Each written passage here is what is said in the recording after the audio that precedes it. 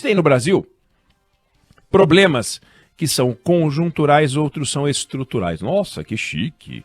Então, entre os problemas estruturais, um deles é o excesso de processos no Poder Judiciário. É uma barbaridade. A gente tratou disso no Canal Livre, entrevistando o ministro Luiz Felipe Salomão, do Superior Tribunal de Justiça, não por esta razão apenas, mas porque ele é o corregedor nacional do Conselho Nacional de Justiça, função que ele está encerrando agora, vai assumir a vice-presidência do Superior Tribunal de Justiça. E um dos temas é isso, é esse Brasil litigante, esse Brasil com 85 milhões de processos em tramitação na Justiça. 85 milhões de processos em tramitação. Um Brasil que tem 203 milhões de habitantes, tira a molecada até 18 anos, sobram 150 milhões de pessoas, tem mais de um processo a cada 2 habitantes. Se tivesse 75 milhões de processos, a gente já tem um para cada 2 milhões de habitantes. Temos 84 milhões de processos. Então, onde há 2 habitantes, tem mais de um processo. Se você não tem processo na justiça, seu vizinho tem. É uma loucura um negócio desse. É todo mundo processando todo mundo. Na verdade, é o Estado processando todo mundo ou sendo processado por todo mundo. O Estado está por trás de metade dos processos, o que é uma estupidez. O que é uma estupidez. Todo ano, 35 milhões de processos entrando na justiça. No ano passado foram 35. No ano anterior, 32. É uma escalada. Você pega o STJ, onde trabalha o ministro Salomão, 500 mil processos entraram no ano passado. 500 mil processos. O Supremo Tribunal Federal, no ano passado, recebeu 78 mil processos. Para efeito de comparação, a Suprema Corte Americana recebeu 8 mil processos. Com a diferença que o nosso Supremo teve que analisar os 78 mil e a Suprema Corte analisou 100. Lá sim, eles param, pensam, refletem, discutem, só tratam dos casos que realmente fazem sentido. Aqui a nossa legislação não permite. Se tiver 78 mil processos, tem que cuidar de 78 mil processos. Não pode, aliás, tema do Canal Livre. Perguntamos isso para o ministro Salomão. Mas, ministro, né? Por que o Supremo Tribunal Federal Brasileiro não diz assim, este caso não, este caso não vamos tratar, disso não falaremos? Não pode. Lá, na Suprema Corte, eles escolhem o que vão discutir. Aqui, questões essenciais e questiúnculas todas são analisadas. Assuntos que não deveriam chegar à segunda instância chegam ao Supremo. Já debateram ali roubo de galo, de fralda, de barra de chocolate. E uma mulher que estava reclamando que comprou um pão de queijo congelado que estava mofado. Foi para o Supremo. Um Supremo que discute pacote de queijo congelado mofado tem algum problema. Então o Poder Judiciário brasileiro tem um problema. Esse tema, como eu falei, foi discutido no Canal Livre, importante, vale a pena assistir o Canal Livre. Reassistir se você não assistiu. E ontem, o tema excesso de litigância, Brasil na justiça, processo para todo lado, foi discutido também num evento empresarial que foi realizado em São Paulo. Estava lá o Alexandre de Moraes, estava lá o ex-presidente Michel Temer, e o Alexandre de Moraes comentou que é muito comum, principalmente na iniciativa privada, acusar o poder público, falar que é lerdo, que é burocrático, que isso produz insegurança jurídica, mas, na opinião dele, a iniciativa privada contribui para a insegurança jurídica, disse Moraes, porque são milhões de processos que as partes sabem que vão perder, mas pelo fato da justiça ser muito barata para acessar, as partes vão ingressando com embargos, protelando, e aí vem uma litigância de má-fé que é um escândalo brasileiro. Não está errado. Não está errado. Mas, como bem observou o ex-presidente Temer no mesmo evento, a gente tem uma Constituição detalhista que prevê tudo, trata de tudo. São 250 artigos, diga-se de passagem, da Constituinte para cá, já mexemos na Constituição mais de 130 vezes. Ou seja, mais de uma emenda para cada 2 artigos, escritos originalmente na Constituição brasileira. este nó, e você soma esse nó, várias leis no campo da tributação, mais de 6 mil leis federais, 300 e quase 400 mil leis estaduais, mais de 700 mil leis municipais desde que a Constituição foi aprovada, não tem como alguém não infringir uma delas. Não tem como. E quando eu falo lei, tem um negócio que não é lei, porque não recebe esse nome, mas é um decreto, é uma norma, é um regulamento, é uma resolução, é uma súmula, é uma portaria. O fato é que todos os órgãos do Estado, de alguma maneira, legislam.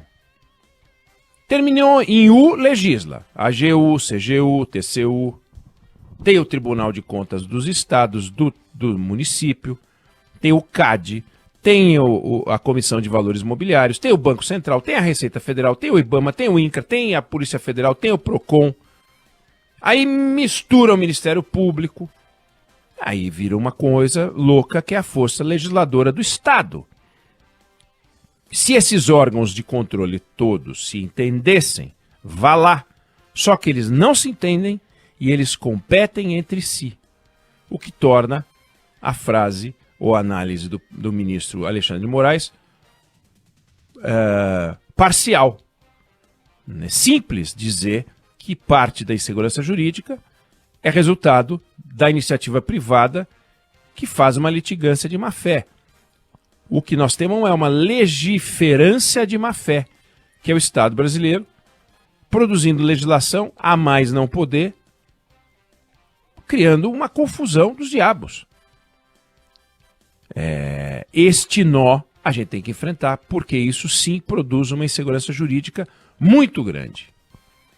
Quer dizer, toda nação tem um parlamento forte quando ela é democrática e o parlamento forte legisla. O poder legislativo tem que legislar mesmo, mas quando você tem magistrados e um poder judiciário que toma decisões e dá a palavra final, em muitos casos, do jeito que acontece aqui no Brasil, contestando decisões empresariais, contestando decisões governamentais, contestando contratos entre privados, contestando contratos de privados com o poder público, contestando portaria, decreto, resolução, tudo aquilo que eu falei,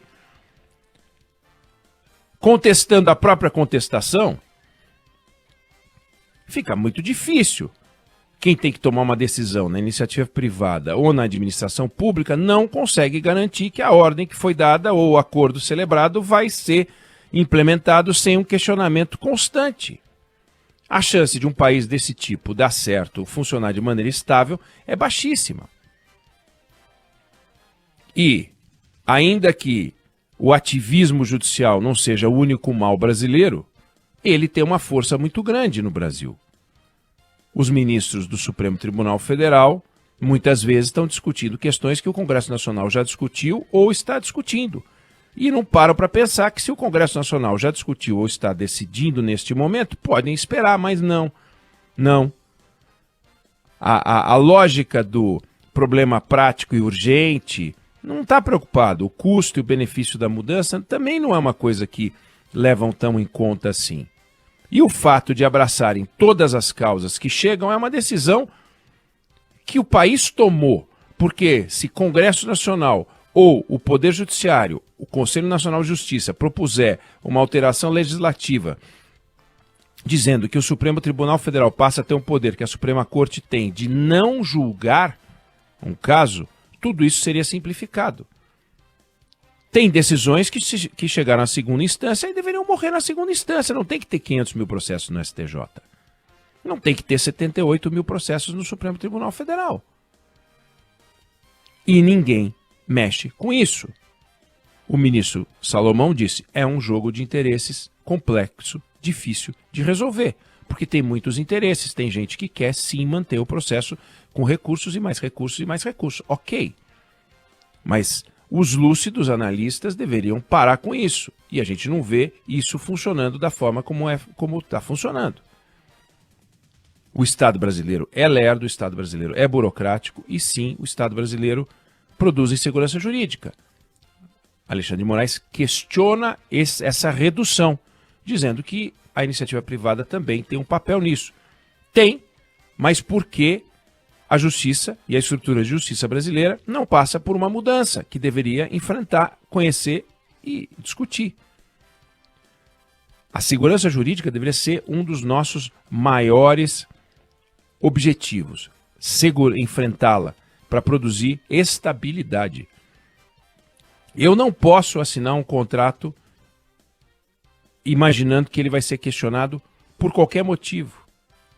Outro dia, conversando com um administrador público, ele me disse que quando uma empresa o procura, requerendo algo que ele sabe que a empresa tem direito, como fornecedora do Estado, ele não decide a favor da empresa, por medo de tomar um processo do Ministério Público, de tomar uma ação civil pública qualquer, e pede para que a empresa vá buscar o direito dela, que na opinião dele é um direito líquido e certo, no Poder Judiciário, para se proteger. Quando o Poder Judiciário der a decisão, fique tranquilo que eu pago.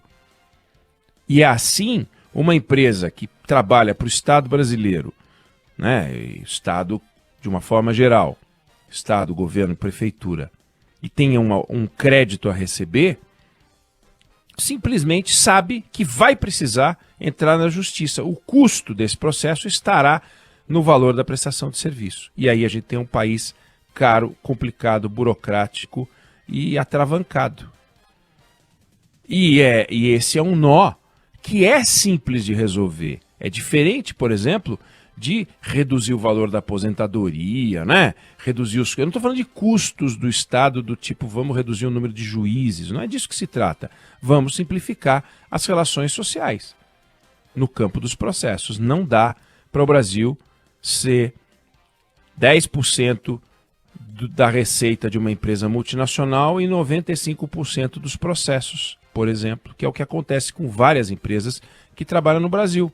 Tem empresas brasileiras que têm uma estrutura jurídica aqui no Brasil que lá fora é um centavos da estrutura. E é suficiente para enfrentar os desafios em países sofisticados, complexos como os Estados Unidos, que tem uma cultura de processo, mas é diferente.